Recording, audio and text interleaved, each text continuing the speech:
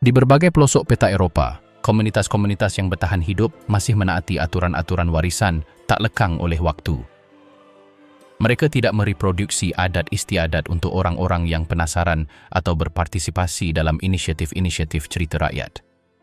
Apa yang mereka praktikkan tetap hidup, diwariskan tanpa henti dalam lingkaran yang menghindari kontak dengan lembaga, pasar, atau teknologi eksternal. Beberapa tidak pernah terdaftar, yang lain menerima sedikit visibilitas, tetapi memilih untuk menarik diri. Hari-hari mereka berlalu di antara tugas-tugas yang berulang, aturan-aturan internal, dan keheningan yang tak seorang pun dari luar mampu pahami sepenuhnya. Siapakah orang-orang yang menolak untuk larut ini? Dan bagian mana dari kehidupan mereka yang enggan mereka ungkapkan?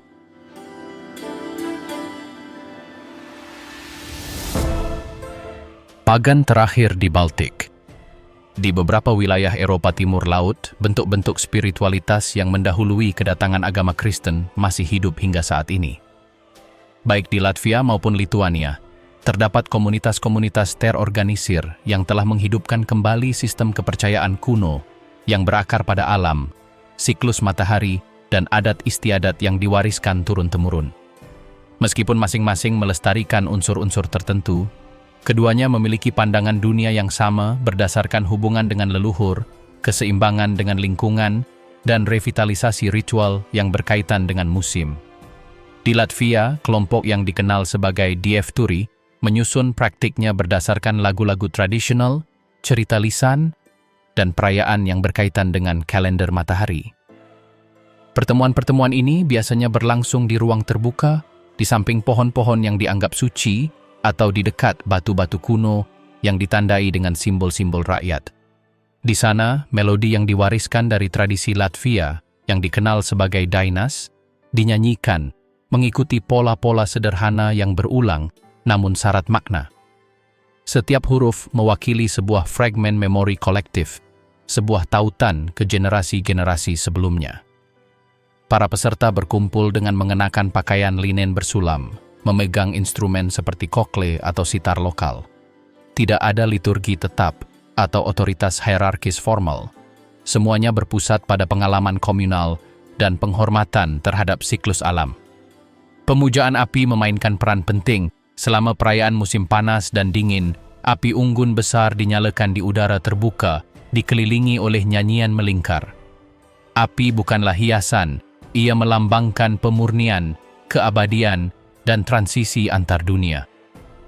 Api tetap menyala sepanjang upacara, sementara mereka yang hadir mengelilinginya membentuk rantai manusia yang membangkitkan kesinambungan antara masa lalu dan masa kini.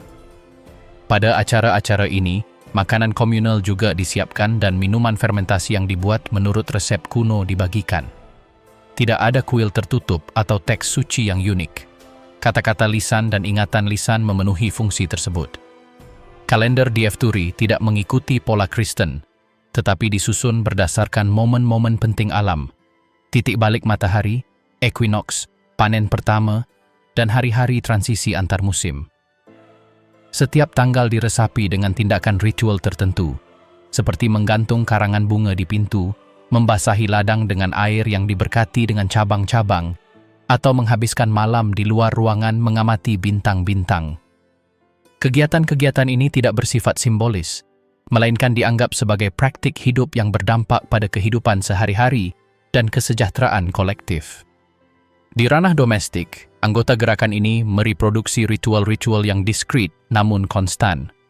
Beberapa menyalakan lilin di depan foto-foto keluarga pada malam-malam terpanjang dalam setahun. Yang lain menandai benda-benda rumah tangga dengan rune pelindung buatan tangan. Pernikahan dan pemakaman, ketika dirayakan di dalam kelompok, tidak melibatkan tokoh agama eksternal. Seorang pemuka agama atau tetua dari kelompok memimpin upacara, biasanya di tempat yang alami, di mana para peserta membacakan syair-syair dengan lantang dan mempersembahkan bunga atau biji-bijian kepada lingkungan sekitar. Semuanya berlangsung tanpa tekanan eksternal atau niat proselitisme. Tidak ada klaim eksklusivitas spiritual atau keinginan untuk berkembang. Mereka yang berpartisipasi melakukannya karena afinitas, tanpa perlu afiliasi formal. Sejalan dengan itu, di Lituania, Gerakan Romuva telah mengembangkan struktur yang lebih terlembaga. Meskipun akarnya mirip dengan DF Turi, organisasinya telah mengambil bentuk yang lebih nyata. Terdapat pemimpin yang diakui, ritual publik yang teratur, dan kehadiran aktif di forum-forum budaya. Peristiwa-peristiwanya diumumkan dalam kalender resmi dan seringkali diliput oleh pers lokal, terutama selama perayaan tahunan seperti titik balik matahari musim panas, yang dikenal di sana sebagai Rasos. Upacara Romuva berlangsung di luar ruangan tetapi terstruktur dengan cermat. Seorang pendeta pria atau wanita, berpakaian jubah putih bersulam simbol-simbol matahari, memimpin upacara dari altar batu yang ditutupi dengan cabang-cabang hijau, bunga, dan lilin. Syair-syair kuno yang diambil dari kompilasi cerita rakyat Lituania dinyanyikan, diiringi oleh alat musik gesek. Roti buatan sendiri, madu, dan herba kering dipersembahkan sebagai tanda terima kasih kepada bumi dan roh keluarga. Ritual diakhiri dengan penyerahan api simbolis yang dibawa pulang oleh para peserta dalam lampu-lampu kecil.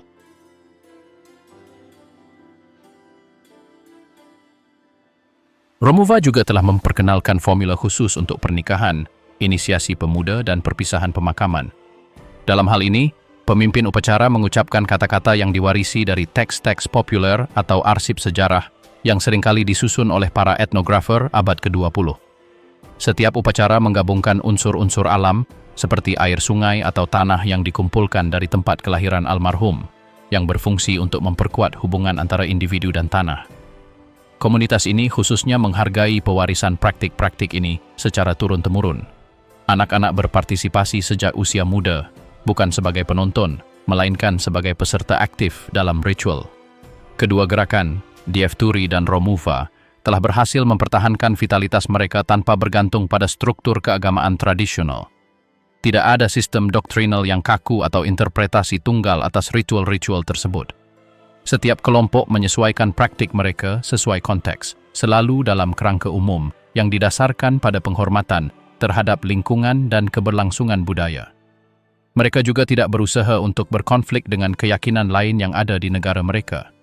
Meskipun kegiatan mereka dilakukan di luar agama resmi, mereka tidak mempromosikan konfrontasi atau substitusi. Mereka hanya menawarkan alternatif berdasarkan cara hidup yang mendahului kristenisasi. Dalam beberapa tahun terakhir, kedua komunitas ini mulai terhubung dengan kelompok serupa lainnya di Eropa Timur dan Skandinavia. Mereka berpartisipasi dalam pertemuan internasional agama-agama leluhur, tempat mereka bertukar pengalaman dan membahas cara menjaga keaslian tanpa terjebak dalam rekonstruksi buatan. Jaringan informal ini telah memperkuat ikatan dan memvisualisasikan bentuk-bentuk spiritualitas yang hingga saat ini dianggap sebagai praktik marginal atau peninggalan masa lalu. Kini, mereka dipahami sebagai ekspresi kontemporer identitas dan rasa memiliki. Kehidupan sehari-hari mereka yang menjadi bagian dari gerakan-gerakan ini tidak semata-mata didasarkan pada tindakan seremonial.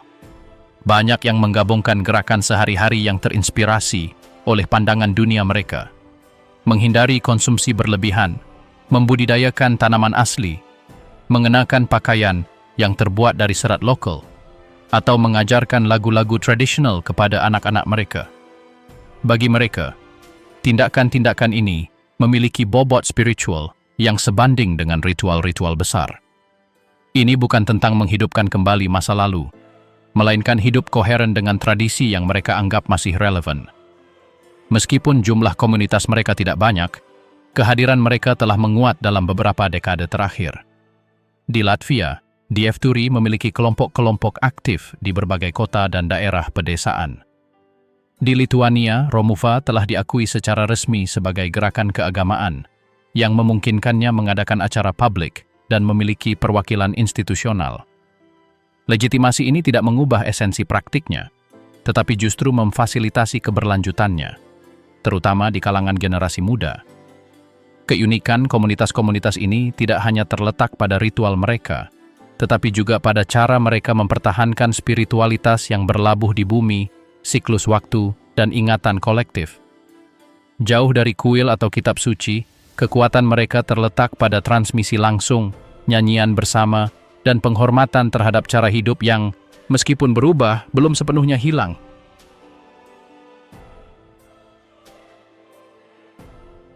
Penggembala rusa kutub dengan GPS. Di ujung utara Eropah, tempat musim dingin berlangsung berbulan-bulan dan matahari menghilang selama berminggu-minggu, sebuah komunitas melestarikan salah satu aktivitas tertua di benua itu, penggembalaan rusa kutub. Yang berubah bukanlah lanskap atau hewannya, melainkan peralatannya. Komunitas Sami yang tersebar di Norwegia, Swedia, dan Finlandia telah mulai menggunakan teknologi satelit, sensor digital, dan mesin bermotor untuk beradaptasi dengan lingkungan yang semakin tak terduga. Penggembalaan rusa kutub bukan lagi tugas yang dilakukan sendirian di tengah tundra, melainkan aktivitas yang terhubung melalui perangkat seluler dan jaringan digital. Sejak pagi, para penggembala Sami memeriksa ponsel mereka untuk mencari peta terbaru yang menunjukkan pergerakan kawanan. Kerah dengan pemancar GPS yang dipasang pada hewan-hewan tersebut memungkinkan mereka mengetahui lokasi persis mereka, lintasan terkini mereka, dan bahkan mendeteksi perilaku yang tidak biasa. Informasi ini membantu mencegah hilangnya rusa kutub, memfasilitasi reunifikasi, dan mengurangi risiko yang terkait dengan perjalanan melalui daerah bersalju yang sulit dijangkau. Dahulu, setiap perjalanan membutuhkan pengamatan langsung selama berhari-hari. Kini, beberapa menit di depan layar sudah cukup untuk membuat keputusan yang dulunya membutuhkan waktu berminggu-minggu. Alih-alih berjalan berjam-jam di medan yang berat, para penggembala menggunakan mobil salju untuk menjangkau hewan-hewan mereka. Mesin-mesin ini, yang telah diadaptasi untuk kondisi ekstrim Arktik, telah menjadi perpanjangan dari tubuh mereka. Mobil salju memungkinkan mereka bergerak cepat, mengangkut peralatan, dan mengamati area lahan yang luas dalam hitungan jam. Meskipun mobil salju ini membutuhkan perawatan dan bahan bakar yang konstan, penggunaannya telah mengurangi kelelahan fisik dan memungkinkan kaum muda yang tertarik melestarikan praktik ini untuk melihatnya sebagai pilihan yang layak. Beberapa penggembala telah mengembangkan aplikasi khusus untuk memudahkan pekerjaan mereka.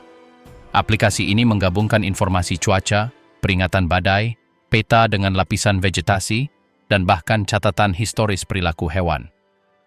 Berkat aplikasi tersebut, mereka dapat mengantisipasi perubahan musim dan menghindari rute yang terhalang. Mereka juga menggunakan drone untuk pengawasan udara, terutama di area di mana pepohonan menghalangi pandangan langsung. Alat-alat ini tidak menghilangkan pengetahuan leluhur yang diwariskan turun-temurun, melainkan melengkapi dan memperbaruinya dengan informasi instan. Perkemahan tradisional sebagian telah digantikan oleh tempat penampungan bergerak yang dilengkapi dengan panel surya, pemanas portabel, dan konektivitas satelit. Meskipun beberapa masih menggunakan tenda tradisional selama liburan atau waktu-waktu tertentu, sebagian besar hari kerja dihabiskan di tempat yang lebih terlindung, sehingga mengurangi dampak dingin ekstrim. Konektivitas juga memungkinkan untuk tetap berhubungan dengan keluarga lain, mengakses layanan darurat, dan menerima informasi cuaca terbaru tanpa harus bepergian ke pusat kota. Pengendalian jumlah rusa kutub perkawanan kini dikelola melalui basis data digital. Setiap hewan diidentifikasi dengan microchip atau label visual yang tercatat pada aplikasi seluler. Basis data ini memungkinkan pemantauan kelahiran, kehilangan, penyakit, dan penjualan yang lebih ketat. Inspeksi kesehatan, yang sebelumnya dilakukan secara manual atau visual, kini didukung oleh laporan dan foto digital. Hal ini telah mengurangi kesalahan administratif dan meningkatkan keterlacakan daging dan produk daging lainnya. Meskipun banyak keputusan masih dibuat secara kolektif, beberapa kelompok telah mulai mengorganisir diri mereka ke dalam jaringan virtual kolaboratif. Melalui forum, media sosial tertutup, atau platform tertentu, mereka bertukar saran, menjual perangkat, dan meningkatkan kesadaran tentang perubahan legislatif.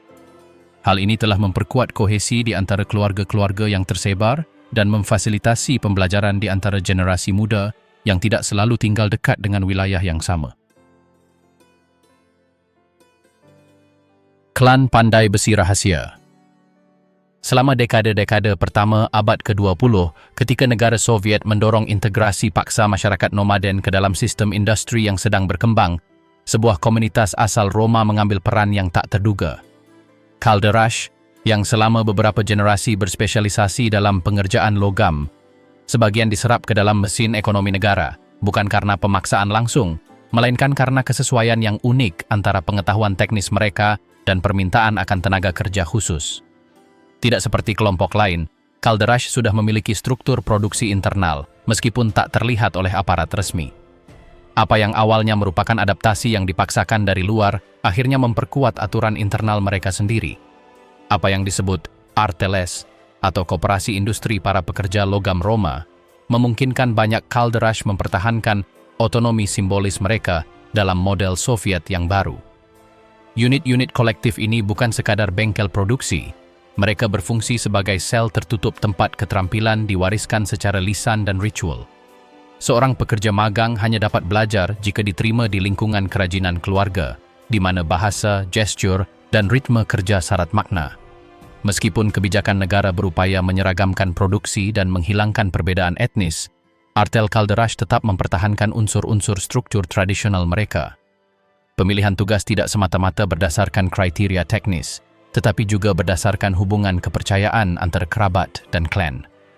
Penggunaan terminologi khusus di dalam bengkel, preferensi terhadap peralatan warisan, dan lokasi ruang kerja di area yang terlindungi dari pandangan publik menunjukkan bagaimana budaya Kalderash bertahan melalui spesialisasinya. Bekerja dengan kuali, panci, besi, dan benda logam lainnya bukan sekadar keterampilan manual. Hal ini merupakan cara untuk mewariskan pengetahuan tanpa mengeksposnya ke dunia luar, sebuah bahasa teknis terkode yang memperkuat batasan kelompok. Mereka yang menguasai teknik tempering logam yang presisi atau kelengkungan lembaran yang presisi dapat menginisiasi orang lain, tetapi tidak pernah di luar lingkaran keluarga. Selama bertahun-tahun, pekerjaan ini berpindah dari gubuk-gubuk kecil ke bengkel-bengkel darurat di kota-kota Soviet. Namun, Kalderash tetap mempertahankan logika internal mereka. Meskipun nama mereka muncul dalam catatan resmi sebagai pekerja terampil atau teknisi industri, realitas sehari-hari berbeda. Hari kerja mereka masih ditandai dengan jeda ritual, isyarat nonverbal antara pekerja magang dan majikan, serta keputusan yang dibuat di dalam keluarga, bukan oleh administrator eksternal. Peralatan juga memperoleh nilai lebih dari sekadar kegunaannya. Banyak Kalderash menganggap palu, landasan, atau penjepit mereka sebagai benda warisan yang tak tergantikan oleh versi modern. Meskipun terkadang menggunakan material industri, mereka tetap lebih menyukai metode tradisional untuk membentuk logam, meskipun membutuhkan usaha yang lebih besar. Kesetiaan pada metode mereka ini merupakan bagian dari proses identitas. Selama tahun 1930-an, kampanye represi dan kolektivisasi mengancam akan membubarkan sistem tertutup ini. Artel-artel mulai diserap oleh pabrik-pabrik yang lebih besar atau dibubarkan oleh inspektur partai. Namun, banyak Kalderash memutuskan untuk menjalankan aktivitas mereka secara sembunyi-sembunyi. Pada siang hari, mereka tampil sebagai pekerja biasa. Pada malam hari, mereka terus mengajar anak-anak mereka di halaman tersembunyi atau kamar-kamar darurat. Dengan demikian, aliran pengetahuan tetap terjaga dari generasi ke generasi. Pada paruh kedua abad ke-20, seiring runtuhnya sistem Soviet, beberapa jaringan produksi ini muncul kembali sebagai bengkel-bengkel kecil otonom yang beroperasi di luar sirkuit formal. Meskipun banyak fungsi mereka telah digantikan oleh pabrik, Kalderash tetap mempertahankan prestis mereka sebagai ahli dalam beberapa jenis perbaikan logam. Klien datang kepada mereka bukan karena nostalgia, melainkan karena presisi dan daya tahan karya mereka. Sepanjang masa ini, perempuan memainkan peran fundamental meskipun tersembunyi. Mereka tidak berpartisipasi langsung dalam penempaan logam, tetapi mereka mengawasi penyampaian aturan internal, mengatur akses anak muda ke program magang, dan bertanggung jawab menjaga kerahasiaan teknik-teknik tertentu. Di banyak keluarga, seorang nenek memutuskan kapan seorang cucu siap belajar, dan alat apa yang boleh disentuhnya terlebih dahulu. Bahasa yang digunakan di dalam bengkel juga berfungsi sebagai pembatas.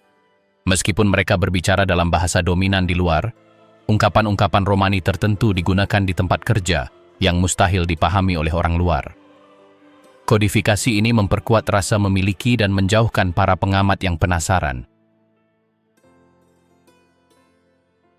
Mereka yang memfermentasi daging di salju terletak di salah satu wilayah paling terpencil di Kaukasus Besar. Komunitas Khevsuria mempertahankan cara hidup yang menantang kondisi ekstrim lingkungan pegunungan mereka. Menetap di desa-desa terpencil di timur Laut Georgia, Populasi ini telah berhasil melestarikan praktik pangan yang menggabungkan pengetahuan leluhur dengan adaptasi yang tepat terhadap lingkungan keras di sekitar mereka. Selama bulan-bulan yang lebih dingin, ketika akses ke makanan segar terhambat oleh salju yang terus-menerus, masyarakat Khefsuria telah mengembangkan teknik khusus untuk mengawetkan daging. Teknik ini tidak didasarkan pada pendinginan modern, melainkan pada sistem fermentasi terkendali yang mengubah hewan buruan menjadi cadangan yang aman untuk musim dingin. Proses ini dimulai segera setelah perburuan. Hewan-hewan tersebut, biasanya kambing liar atau sapi yang dipelihara secara lokal, disembelih dalam kondisi yang mencegah kontaminasi eksternal. Potongan-potongan terpilih disimpan dalam wadah kayu yang disegel dengan lapisan lemak dan garam, dikubur dalam struktur bawah tanah yang berventilasi. Ini bukan improvisasi. Kalender matahari memandu hari-hari yang tepat untuk memulai fermentasi, memanfaatkan fluktuasi suhu alami antara siang dan malam. Metode ini tidak eksklusif untuk daging. Susu fermentasi juga memainkan peran penting. Produk yang paling umum, yang dikenal secara lokal sebagai matsoni, disimpan dalam pot tanah liat yang ditempatkan di tempat gelap untuk mempercepat prosesnya. Bahkan keju pun sering dikubur di bawah tanah untuk mendapatkan tekstur kasar dan rasa yang kuat yang menjadi ciri khas makanan musim dingin di wilayah tersebut. Kondisi kehidupan masyarakat Khefsur tidak memungkinkan mereka untuk bergantung pada produk yang mudah rusak. Oleh karena itu, penyimpanan biji-bijian dan kacang-kacangan diatur dalam menara batu yang disebut koshki. Ruang-ruang ini, yang terlindung dari kelembapan dan akses hewan, berfungsi sebagai dapur vertikal. Setiap keluarga diberi lantai, dan di dalamnya makanan diklasifikasikan berdasarkan ketahanannya terhadap pembusukan. Tepung jelai, bahan dasar banyak olahan, menempati lapisan tengah, sementara kacang-kacangan, yang penting di masa kelangkaan, disimpan di atas agar tetap kering. Pola makan Khefsur tidak hanya didorong oleh kebutuhan untuk bertahan hidup. Pola makan ini sangat erat kaitannya dengan praktik ritual. Pada tanggal-tanggal penting dalam kalender keagamaan pra-Kristen yang masih digunakan di beberapa daerah, perjamuan bersama diadakan di mana persiapan makanan fermentasi menjadi tindakan simbolis. Pengorbanan hewan tidak dilakukan semata-mata untuk tujuan gizi. Pengorbanan didahului dengan doa di mana para tetua memohon perlindungan dari musim dingin yang keras. Setelah itu daging dibagikan secara merata di antara rumah tangga tanpa memandang hierarki sosial. Jeroan, yang dianggap sebagai bagian yang rapuh, diberikan kepada pendeta komunitas yang bertanggung jawab untuk mengawasi kepatuhan terhadap aturan ritual. Pantangan makanan juga memainkan peran penting. Perempuan dilarang ikut campur dalam tahap-tahap tertentu fermentasi daging selama bulan baru, karena kehadiran mereka dianggap mengganggu proses kimia alami.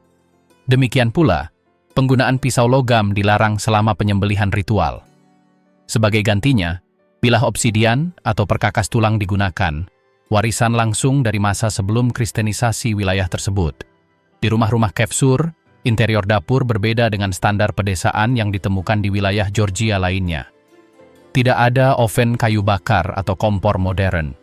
Panas dihasilkan oleh akumulasi batu volkanik, yang, setelah memanas di siang hari, perlahan-lahan melepaskan panas di malam hari.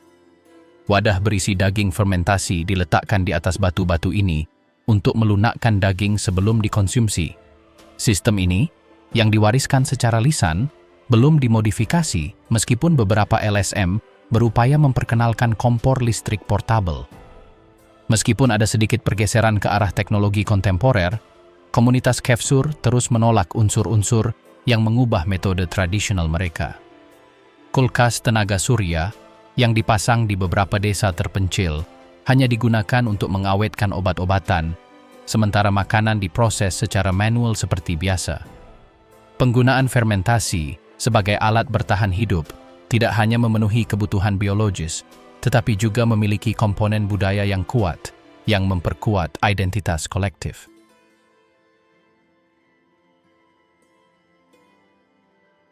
Wilayah biara tertutup.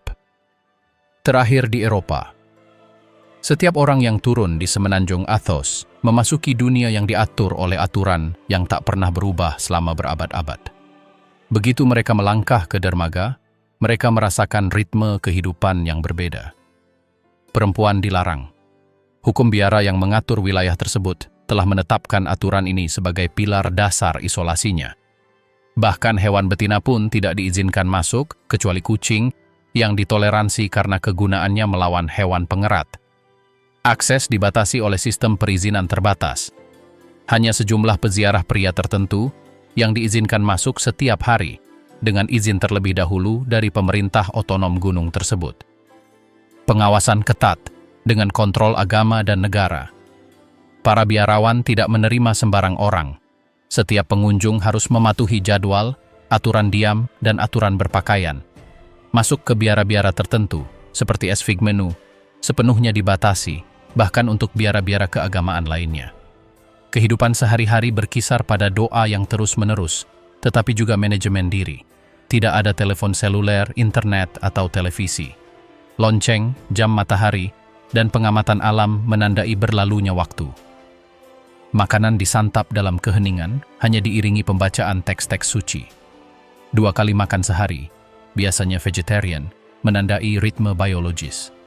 Selama periode puasa, yang dapat berlangsung lebih dari setengah tahun, hanya roti, zaitun, dan air yang dikonsumsi. Setiap biara memiliki bengkel, kebun buah, toko roti, dan kantor internal. Kemandirian adalah nilai praktis, bukan simbolis. Beberapa biarawan mendedikasikan hari-hari mereka untuk menyalin manuskrip atau merestorasi ikon. Yang lain merawat kebun zaitun, membuat anggur, atau memelihara jalan batu yang menghubungkan berbagai kompleks biara. Tugas fisik bergantian dengan siklus liturgi yang tetap, yang dapat berlangsung hingga 8 jam setiap kali selama festival tertentu. Hierarki internal jelas tetapi tidak mencolok. Setiap biara dipimpin oleh seorang kepala biara yang dipilih oleh komunitas. Para novis menghabiskan bertahun-tahun dalam keheningan sebelum diterima sepenuhnya. Kepatuhan adalah kebajikan utama, yang dipupuk dalam setiap gerak tubuh dan rutinitas. Tidak seorang pun membuat keputusan individu di luar kerangka kolektif. Kata-kata diukur, suara-suara tak terdengar. Banyak percakapan terjadi tanpa suara, isyarat, gesture, dan tatapan menggantikan bahasa sehari-hari. Lingkungan alam berperan sebagai pembatas dan tempat berlindung. Pegunungan berhutan lebat, tebing, dan jalan curam semakin mengisolasi semenanjung. Laut Egea, yang terlihat dari hampir setiap titik, menandai batas permanen dengan dunia luar. Tidak ada perdagangan atau pariwisata terbuka. Persediaan datang dengan perahu, hanya menyediakan apa yang dibutuhkan. Keindahan lanskap tak ditampilkan. Ia dialami sebagai bagian dari keterasingan. Keterasingan tidak dihadirkan sebagai hukuman, melainkan sebagai bentuk persekutuan. Hidup tanpa suara, tanpa paparan publik, dan tanpa kontak dengan dunia luar adalah bagian dari logika yang mencari keabadian dalam yang tak kasat mata. Setiap tindakan, mulai dari menebang kayu hingga menyalakan lilin, memiliki ritmenya sendiri. Di Athos, kehidupan tidak berubah untuk beradaptasi dengan waktu. Waktu berhenti untuk menopang kehidupan sebagaimana dipahami berabad-abad yang lalu.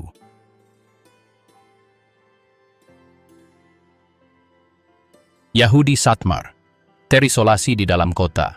Di wilayah Transilvania, terutama di kota-kota seperti Satu Mare dan Siget, masih terdapat komunitas yang mengatur kehidupan sehari-harinya berdasarkan norma-norma agama yang ketat, siklus malam, dan pemisahan budaya. Mereka adalah Yahudi Satmar ultra-ortodoks, yang dikenal mempertahankan struktur internal yang tertutup dalam lingkungan komunal. Kehadiran mereka ditandai dengan pakaian tradisional abad ke-19, penggunaan bahasa Yiddish yang konstan, dan sistem organisasi unik yang beroperasi secara paralel dengan masyarakat sipil. Hari-hari dimulai saat senja, mengikuti kalender Ibrani. Aktivitas paling intens terjadi ketika sebagian besar penduduk kota sedang tidur. Sekolah dan sinagoge dipenuhi suara-suara yang membaca, bernyanyi, atau belajar, sementara jalanan yang sunyi di siang hari menjadi hidup dengan langkah-langkah cepat dan jendela-jendela yang terang benderang. Siklus harian tidak mengikuti jam sipil, melainkan kalender liturgi. Keluarga berkumpul untuk makan ritual, para pria berjalan berkelompok menuju salat Isya, dan rutinitas berulang tanpa gangguan yang terlihat. Setiap ruang diatur, perempuan mengurus rumah, mengajarkan adat istiadat kepada anak-anak mereka, dan mempersiapkan segala sesuatu yang diperlukan untuk hari raya. Laki-laki mempelajari teks-teks agama, dilatih sebagai penjaga warisan doktrinal, dan berkonsultasi dengan para rabi sebelum setiap keputusan penting. Sejak bayi, anak-anak bersekolah di sekolah asrama, di mana pembelajaran bahasa Ibrani, Taurat, dan Talmud menjadi fokus pendidikan mereka. Urusan sipil dikesampingkan demi pembelajaran agama. Di waktu luang, ayat-ayat ditinjau, aturan dihafal, dan mereka berpartisipasi dalam pertemuan yang dipimpin oleh guru-guru komunitas. Struktur keluarga berpusat pada aturan-aturan yang ketat. Perayaan seperti Paskah atau Yom Kippur melibatkan persiapan seharian penuh, peralatan terpisah, makanan tertentu, pembersihan yang teliti. Setiap kegiatan sehari-hari mematuhi tradisi yang telah mapan.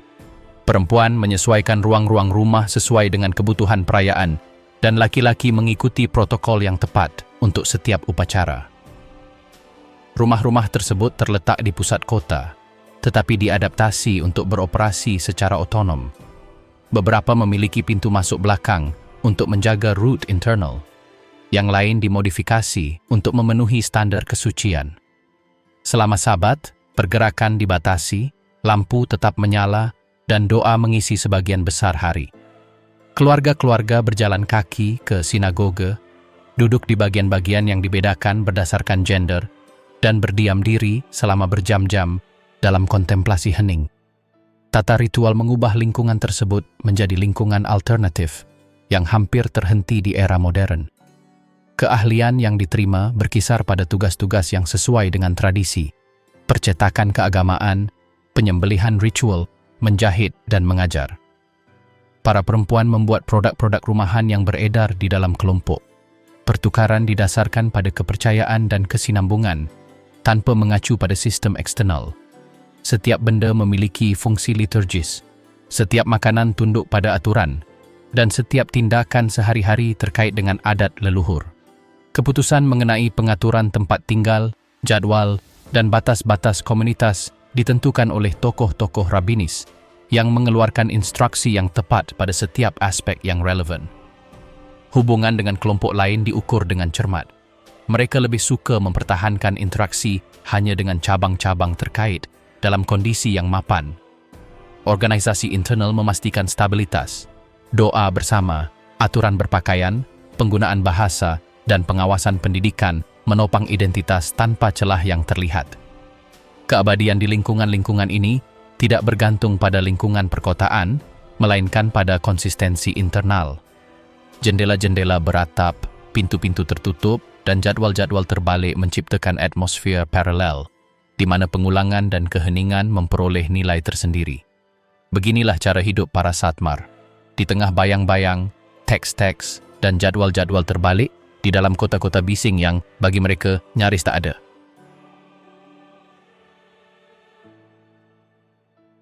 Pengembara batu dan wall terakhir. Di wilayah pegunungan Yunani Utara dan Albania Selatan, sebuah kelompok bertahan hidup dengan cara hidup yang menentang transformasi abad ini. Suku Sarakatsani, yang berasal dari kawasan hutan Thrace dan Epirus, masih mempertahankan adat istiadat yang berkaitan dengan gaya hidup pastoral nomaden yang hampir sepenuhnya menghilang dari seluruh Eropa.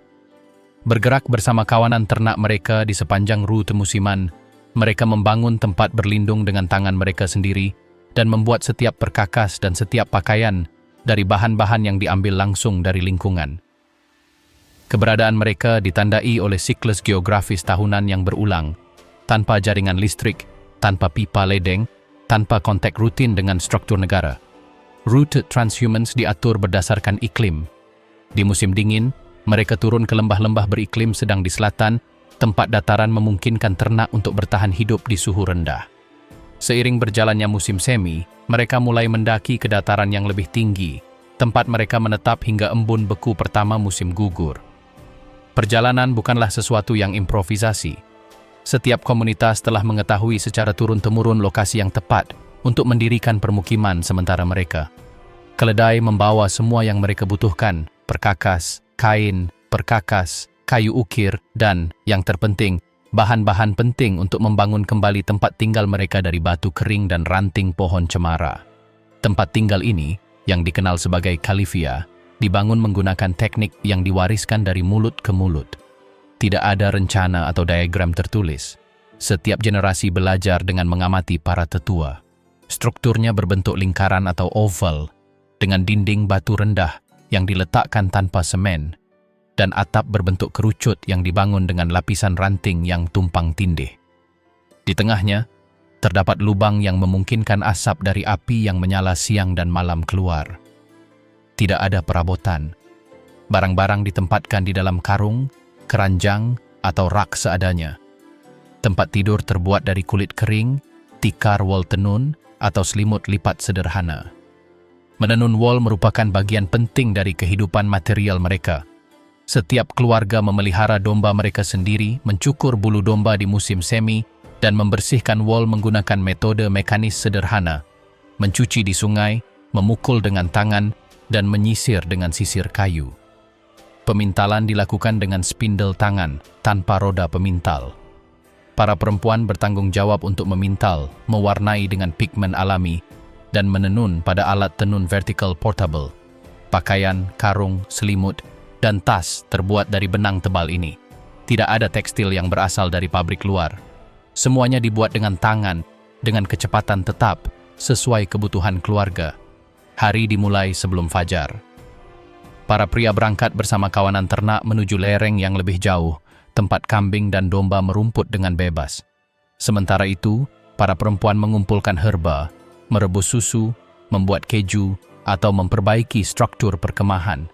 Anak-anak mengikuti orang dewasa dalam tugas mereka, belajar tanpa sekolah atau buku panduan. Tidak ada kalender sekolah atau jadwal tetap. Pembelajaran terjadi dalam kegiatan sehari-hari.